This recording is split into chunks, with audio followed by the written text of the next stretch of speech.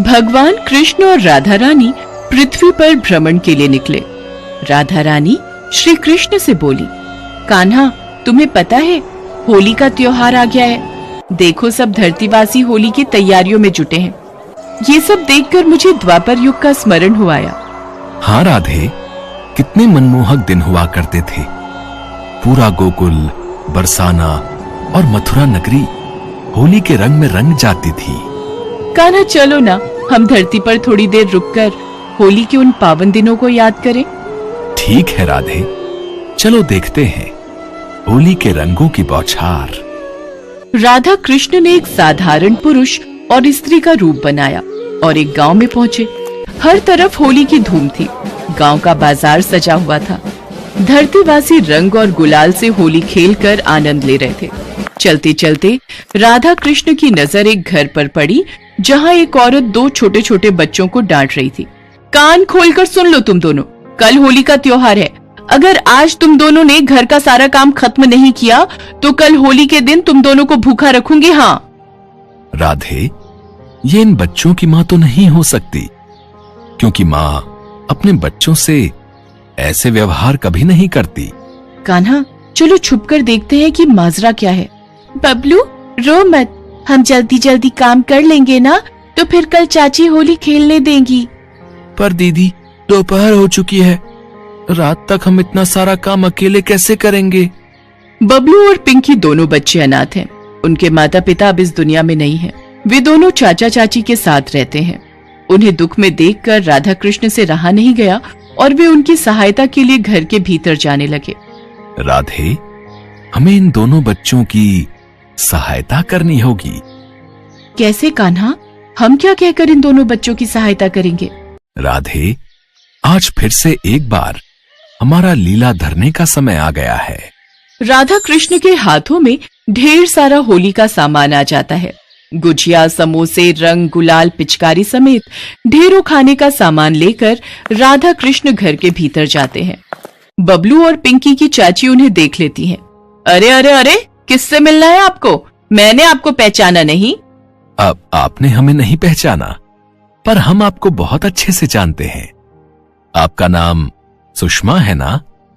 हाँ, नाम तो आपने मेरा सही लिया है। आप मुझे पहले से जानते हो? अच्छा, आप हमें इसलिए नहीं पहचान रही हैं क्योंकि जानकी दीदी की शादी में हमारा आना नहीं हुआ था। हम बबलू और पिंकी के दूर के मामा मामी लगते हैं। शहर से कभी गांव आना नहीं हुआ। सोचा इस होली जानकी दीदी और बाकी सबसे भी मिल लेंगे। ये सामान अरे लाइए लाइए, ये मुझे दे दीजिए। इतना सारा सामान आज से पहले तो मैंने कभी देखा ही नहीं। बबलू बेटा, पिंकी बिटिया, जरा इधर तो आओ। देखो, तुम्हारे मामा मामी मिलने आए हैं। आपको सुनकर दुख होगा, जानकी भाभी और भैया अब इस दुनिया में नहीं है। बेचारे दोनों अनाथ बच्चों को मैंने ही माँ की तरह पाल पोस कर बड़ा किया है। चाची के लालच के बारे में भगवान कृष्ण और राधा मैया जानते थे। वो तो सिर्फ चाची को सही राह दिखाने के लिए ही भेष बदल कर आए थे। आओ बच्चों, देखो तुम्हारे लिए होली का कितना सारा सामान लाए। वैसे तुम दोनों क्या कर रहे थे? और क्या करना है, दोनों बच्चे वर्षा और अरुण के साथ खेल रहे थे। वर्षा, अरुण मेरे बच्चे हैं। सारा दिन चारों बच्चे मिलकर होली खेलते रहते हैं। आप बैठो, मैं आप दोनों के लिए चाय नाश्ता लाती हूँ। आप हमारे मामा मामी हो? आप हमारे लिए लाए हो इतनी सारी खेलने और खाने की चीजें? हाँ बच्चों, हम ये आपके लिए ही लाए हैं। अब आप चारों बच्चे मिलकर खूब सारी होली खेलो। हम भी आपके साथ होली खेलेंगे। चलो, हम सब मिलकर बाहर आंगन में होली खेलते हैं।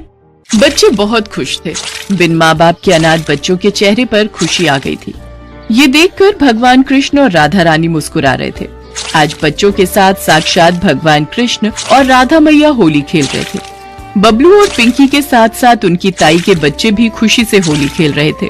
तभी बच्चों के चाचा आ जाते हैं। सुषमा, अरे ये सब बच्चे बाहर होली किसके साथ खेल रहे हैं? कौन आया हुआ है? अरे तुम्हें नहीं पता, बबलू और पिंकी के दूर के मामा मामी आए हैं। देखो देखो, कितना ढेर सारा सामान लाए हैं और मुझे तो लगता है बहुत मोटे पैसे वाले हैं। इन्हें ऐसे नहीं जाने देंगे। थोड़ी अच्छी खातिरदारी करते हैं। अब तुम ज्यादा समय मत खर्च करवाओ मेरा, मुझे इन लोगों के लिए नाश्ता पानी बनाने दो। दूर के मामा मामी? पर जानकी भाभी के तो कोई दूर के भाई भाभी भी नहीं थे। उनके तो रिश्तेदारी में किसी से ऐसी भी बातचीत नहीं थी। मुझे कुछ समझ नहीं आ रहा। मैं एक बार उनसे मिलकर आता हूँ। बबलू और पिंकी के चाचा जब आंगन में जाकर देखते हैं, बच्चों के साथ राधा कृष्ण खूब मस्ती से भरी होली खेल रहे थे। उनके रूप में अलग ही तेज था। चाचा ने उनसे पूछा, अब आप दोनों को इस तरह बच्चों के साथ घुल मिलकर होली खेलते देख मुझे बड़ी प्रसन्नता हो रही है। पर अगर आप बुरा ना माने तो मैं समझ नहीं पा रहा हूँ कि बच्चों के मामा मामी कभी इस बारे में जानकी भाभी ने जिक्र नहीं किया। मैं आपको पहचान नहीं पा रहा हूँ। राधे, लगता है अब हमें अपने असली रूप में आना ही पड़ेगा। हाँ कान्हा, लगता है अब वो घड़ी आ गई है जब हम इन्हें अपना आशीर्वाद प्रदान करें। देखते ही देखते राधा कृष्ण अपने असली रूप में आ जाते हैं। आंगन में तेज रोशनी होती है, फूलों की वर्षा होने लगती है। रसोई में खड़ी सुषमा की नजर राधा कृष्ण के भव्य रूप पर जाती है और वो रसोई से दौड़ी हुई आती है। हमने तो इन दोनों अनाथ बच्चों की पुकार को सुना तो हम भीतर चले आए। बच्चों में भी हमारा ही रूप है, इसलिए कभी भी इन बच्चों को तंग मत करना। अगर इन्हें दुख होगा तो हमें दुख होगा, ये बात हमेशा याद रखना। आज हमारे साथ होली खेलकर इनके चेहरे पर खुशी आ गई। आपस में बैर भाव मिटाकर प्रेम की होली खेलो, ताकि हमारा आशीर्वाद तुम्हारे ऊपर बना रहे। मुझे माफ कर दो प्रभु। हे कृष्ण, हे राधा रानी, मुझसे बहुत बड़ी भूल हो गई। मुझे क्षमा कर दो प्रभु। मैं अब इन बच्चों से कभी नफरत नहीं करूंगी। प्रभु, आपके दर्शन पाकर हम धन्य हो गए। सब लोग मिलकर भगवान कृष्ण और राधा मैया के सामने शीश झुकाते हैं। इसके पश्चात राधा कृष्ण अंतर्ध्यान हो जाते हैं। सुषमा बबलू और पिंकी को गले से लगा लेती है।